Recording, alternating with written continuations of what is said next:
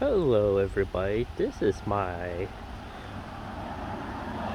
new used 91 Chevy S10 Blazer that I got for a trade. I had a pop-up camper I wasn't using, you guys. We talked a little bit. Long story short, obviously it's mine. So we got a no crank, no start issue with this vehicle. I saw some hacked up wiring job underneath the hood. Tow truck is supposed to be here soon, so I might not be able to have time to show everyone everything. So here's what I got going on.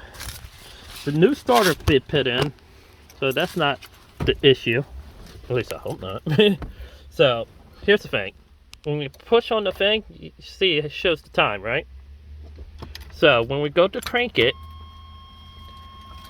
you see all the lights come on and stuff, but you turn on, lost all power as soon as you hit the, after you tried to crank it, lost all power.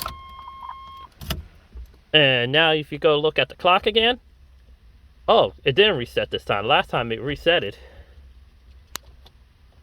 Okay, it didn't reset this time. But yeah, when I go crank it, it loses pretty much all power. I tried to throw a jumper pack on it, it didn't work. Yeah, it's like there was no draw on the jumper pack when I tried to crank it, because I have a little digital gauge just looking at the voltage on there. So if anyone's got some ideas, maybe it's starter relay or just think it's something else, I'll post more videos on the hack job. I'm just waiting for the tow driver, should be here any minute and stuff, just kind of go over this S10 Blazer. But for the most part, the body's in good shape, the interior's in good shape. There's some mess in there.